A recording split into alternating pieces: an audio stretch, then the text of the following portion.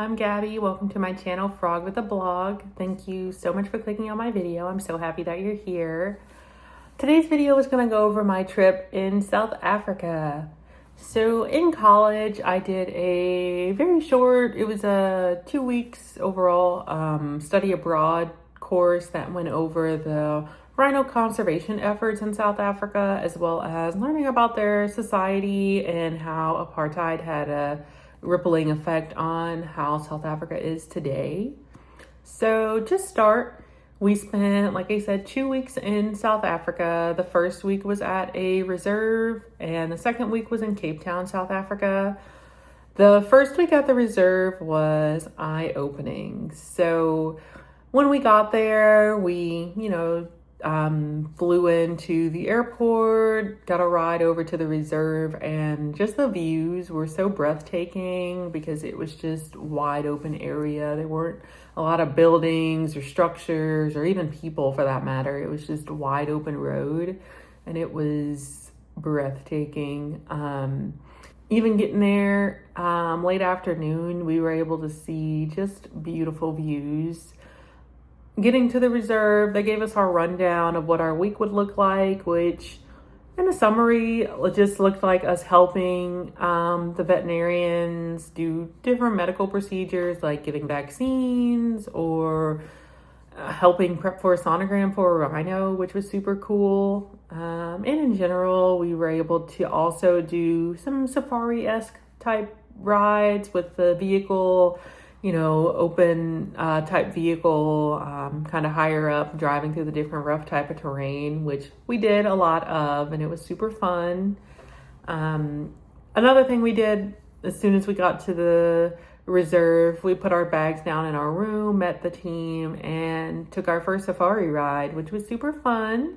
We were able to see giraffes pretty much right off the bat.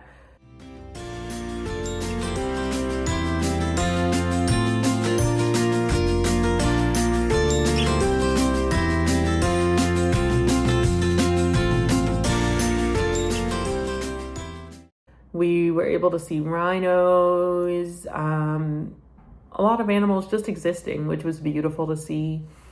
They sometimes were super close, which I don't know, I've never been anywhere like this before. So it was like, whoa, okay, let's just make sure they keep their distance.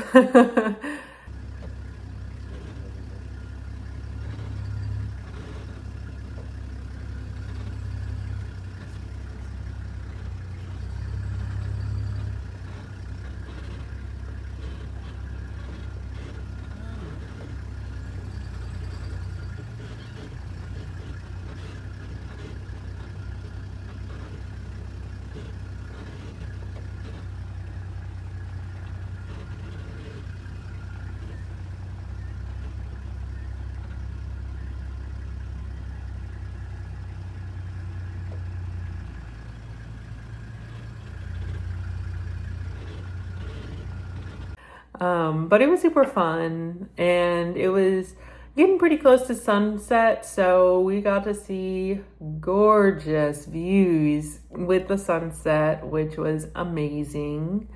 When we got back to our room in the reserve, we had dinner prepped for the next day. And just knew that for the next few days, we were pretty much going to be doing medical procedures or just taking safari rides and learning more about the rhino crisis that's happening in South Africa.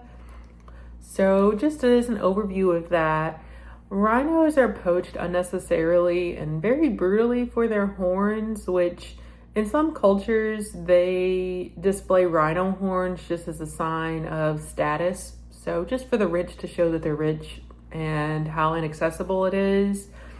And the downside of that is they hire some poachers who very inhumanely, they just lack the respect of the animal. So they sometimes even take like a chainsaw to the rhino's face, and there's no pain medicine administered to the rhino. They're not put under. They're just walking about, eating their food, eating the grass, and then all of a sudden, just getting hacked up, which is terrible.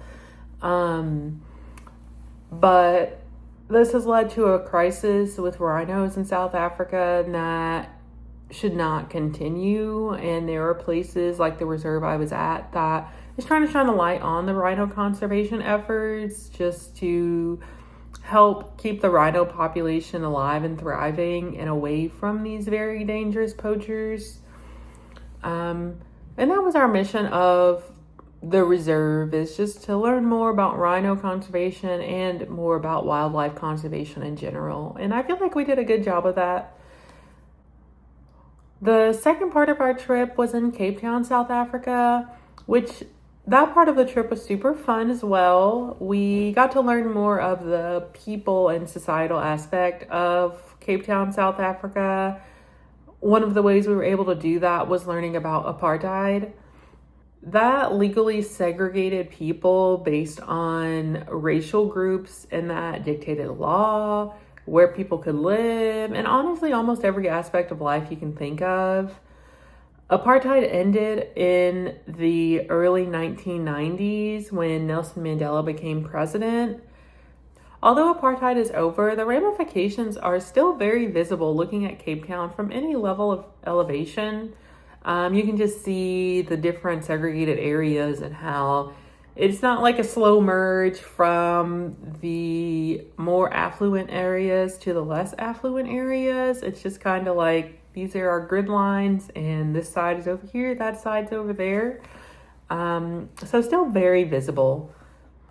With learning about South Africa's history, we also were able to do the more touristy things like go wine tasting, which, let me say, the views were gorgeous. We had a great time, not just for, drinking wine in South Africa, but just taking in where we were, how we were able to get there, and just our role in being there. It was gorgeous. We were also able to visit Robben Island, which, if you're unfamiliar, is where Nelson Mandela and a lot of the other political prisoners were held during the apartheid era. We were also able to take a road trip to visit the Cape of Good Hope, which was beautiful. It was a great time, even just road tripping through the different cities in South Africa.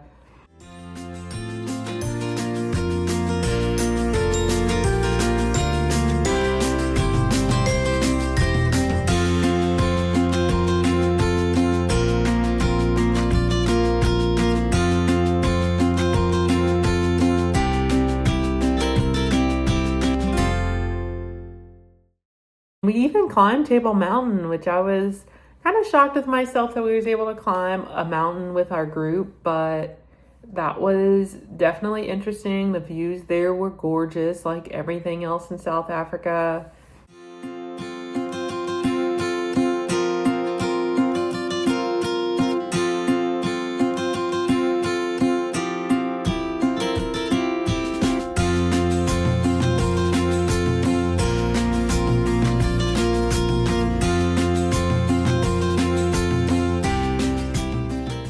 It was overall a really good trip. It just opened my eyes into how we play into this world and this earth, and just how shining a light on a chain of injustice and pain can help make a future better for everybody involved, beyond just our circle of influence. So it was definitely an impactful trip for me.